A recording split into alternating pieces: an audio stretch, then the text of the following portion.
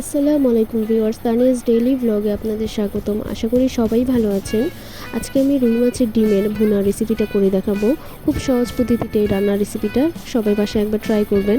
আমি প্রথমে একটি কড়াইতে পর্যাপ্ত পরিমাণে তেল দিয়ে নিয়েছি। তেলটা একটু বেশিই লাগবে।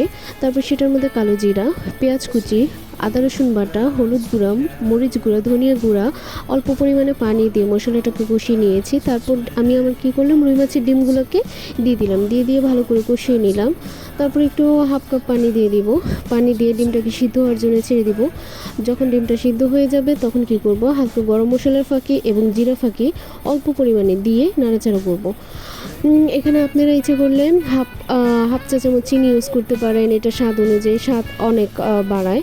তো এটা হচ্ছে অপশনাল, আপনারা দিলেও দিতে পারেন, না দিলেও দিতে পারেন, এটা কোনো সমস্যা নেই। আমি এখানে দিয়েছিলাম। তারপর এখানে হাফ কাপ পেঁয়াজ দিব।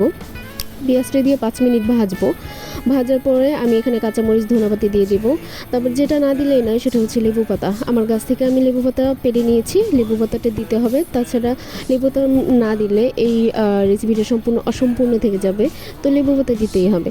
লেবু পাতা দেওয়ার পরে 5 মিনিট আমি ভেজে নিব। এর মধ্যে আমি একটা আমার বাসায় বোম্বাই মরিচ ছিল, তো বোম্বাই মরিচটা দিয়ে দিয়েছি।